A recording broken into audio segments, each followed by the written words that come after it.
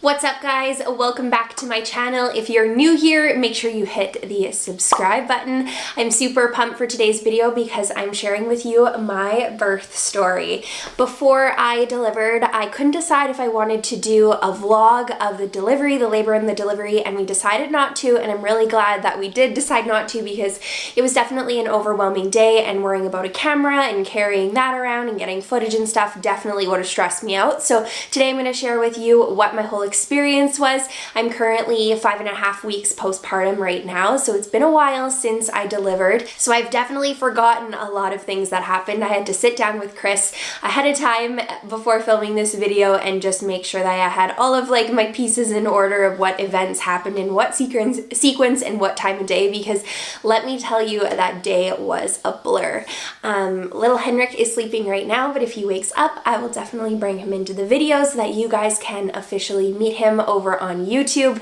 But I'm really excited for this video. I asked on Instagram if this is something that you guys wanted to see, and I got an overwhelming amount of yeses. So I hope you enjoy, and if you do, make sure you hit the thumbs up button. So let's go ahead and get started. If you see me looking over at my phone at all, it's because I have all of the events, the sequence that happened in my phone when I was chatting with Chris. I was just taking a little bit of notes, so if you see me reference it, that's so that I don't miss anything that happened, because like I mentioned, the day was a blur. There was a lot going on. Adrenaline was running high, so there's definitely some pieces that are a little bit foggy from my memory.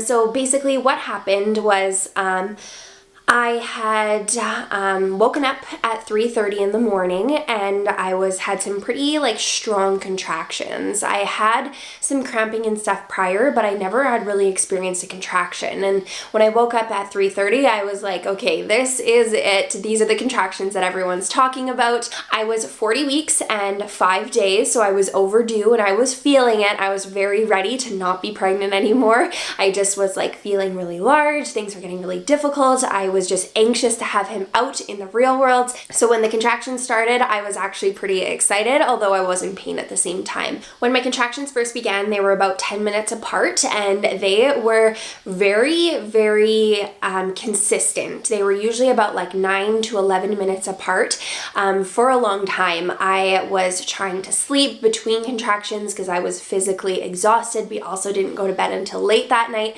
I don't think we went to bed till midnight, so I'd hardly slept. And so when the contractions started, I would contract and I'd need to breathe through it, and then I would try to fall back asleep again. Basically, as soon as I'd fall back asleep, another contraction would come. So they were about 10 minutes apart for quite some time. I was timing them on an app on my phone. There's tons of different apps that you can use. The one that I used was nothing special, but I was timing them on my phone because they said to come into the hospital once they were 5 minutes apart and consistent for at least an hour. So I knew that it wasn't time to go into the hospital. The last thing I wanted to do was to go into the hospital and be sent home, so I was really trying to avoid doing that. So I had just started my labor at home. The contractions slowly started getting closer together, and by about probably 8 a.m. they were about 7 minutes apart, so they were slowly getting closer and closer together, but they weren't letting up at all, and the pain was getting a little bit more intense. By 11 o'clock, my contractions were about 6 minutes apart, so they were again getting closer together, and we were talking more and more about possibly going into the hospital. By the time it was right around 11:30 noon, they were about 5 minutes apart, so we decided it was best if I just went into the hospital. There was also another little symptom that was coming up for me. It felt like my water may have broken. I was leaking slowly. However, this was something I was kind of feeling over the last couple days. I honestly wasn't sure if I was peeing myself a little bit or if my water had broken. So because the contractions were close together, and because I wasn't sure if my water broken, we decided it was just best if we went into the hospital before things continued to progress. So when I got into the hospital, they hooked me up to the monitor. The monitor monitors your contractions, and it also monitors the baby's heart rate. The contractions were about 3 to 4 minutes apart, so they were even closer than they were when we had first left our house to go to the hospital, and this was just in the triage room. We hadn't yet been admitted. I kept on asking, does this mean I'm gonna stay? Does this mean I'm going home? Because like I mentioned, I really didn't want to be going to the hospital and then coming home, going to the hospital, coming home. That often happens for first-time moms just because typically a labor can be quite long. But at this point, I wasn't sure if my water had broken. And so this was also something that they said they were going to check in the triage. They also had the doctor come in and check me and to see how dilated I was. I was only 3.5 centimeters dilated, which was a little bit frustrating to me just because when I'd been checked by my OB just about 4 days prior, I was 3 centimeters dilated. So I had only progressed about 0.5 centimeter, which was not what I was hoping for. So once they checked me, they said, okay, we want you to go walk around the hospital. We want to try to put your body into active labor just naturally. And so they told me to go walk the halls for an hour and a half, which was, I was like, that is a really long time for a very pregnant woman to be walking the halls, especially with contractions happening so frequently. So they told Chris to walk beside me. After walking for like 25-30 minutes, I was feeling like my contractions were getting stronger and I was really quite uncomfortable at this point. I was like totally hunched over anytime a contraction came and I like had to like really like breathe through it. And so after about walking for like 30 minutes, I decided to go back to the nursing station and let them know that I would like some sort of medicine. So they said that they were going to give me morphine as well as Gravol. Once they gave me the morphine, I felt better like pretty quickly after.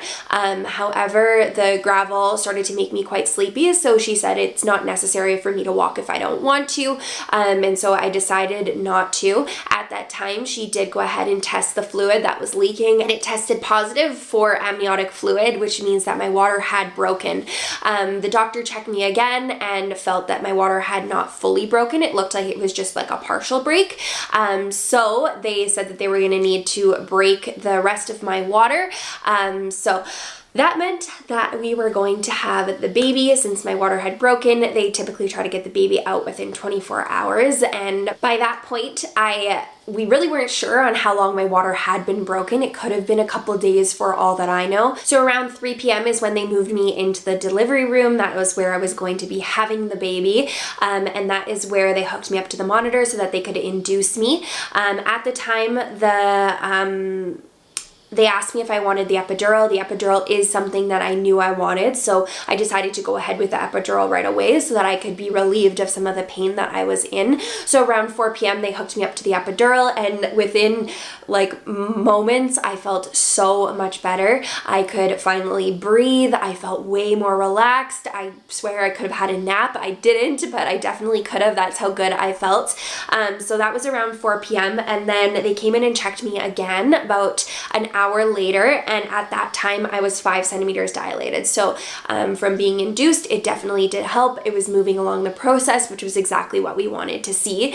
The nurse or the doctor, I don't remember, said that they typically want to see you progress at least 1 centimeter every hour. That's kind of the speed that they look for. Some people go faster, some people go slower. So every probably like half an hour they were coming in, checking on me. At 5 p.m. the doctor came in and said that she said that there really should be no worries and that we won't be having a vaginal birth, which I was really excited about. In the prenatal course that we took ahead of time, the nurse who was running the course just warned us to prepare for emergency C-section. She said that a lot of people it doesn't really cross their mind that that's something that can end up happening. So I was really happy when she came in and said that it was likely going to be a vaginal birth. It was about 7 p.m. and Chris was starving, so we went down to the cafeteria to have some food. So I was just hanging out for like an hour. I think that's when I posted on Instagram letting people know that I was in the hospital. And when he came back up, it was probably about an hour later. He didn't want to eat in the room just because a lot of pregnant women like in the hospital may not like the smell of food and stuff, so he just went downstairs just to be considerate so that other people didn't have to smell it. However, when he came back up, it was about 8 p.m. and the doctor checked me again. At that time, I was already 10 centimeters dilated. We thought that I would be like 10 centimeters dilated by like midnight, so we were shocked to hear that I was already progressed from a 5 to a 10 in such a short period of time. So the doctor came in and she was like, "We are having a baby." And and I was like, oh my gosh. Literally everything felt surreal until like that point when I was like, holy crap, we are gonna start pushing, and then this baby is coming out in hopefully no time at all. So around like 8:15, the nurse came in and she just said, we're gonna start doing some practice pushes just to see how you do. And then she said, then we'll start pushing. The doctor will come in and deliver the baby. And so we started pushing about 8:15, and I was in about like half an hour into pushing, I started like experiencing a lot of pain. They could see his head starting to crown a little bit, and just the position that he was in my pelvis was causing me so much discomfort. I was like in an incredible I was in a lot of pain, considering that I had an epidural and it looked like it was in the right spot. Everything, like, I shouldn't have felt so much pain. Definitely you still feel pressure when you have an epidural for majority of people, but I was feeling like pain. So at that time, about halfway through pushing, the anesthesiologist came in again and administered me some more medicine through my epidural. I did feel better after that. The doctor did mention around the same time that Henrik's heart rate was starting to drop. And it was when you're pushing, it's normal for the baby's heart rate to drop. However, it's supposed to come back up and recover when you're resting, just in between contractions. And his heart rate was dropping and it was coming back up, but it wasn't recovering the way that it was supposed to. And as his heart rate continued to drop, it was going a little bit further down. She did address her concerns to us, and that she was probably going to have to use forceps to bring the baby out. It went from just the nurse, the doctor, and Chris and I to the nurse, the doctor, Chris and I, and like 12 other people.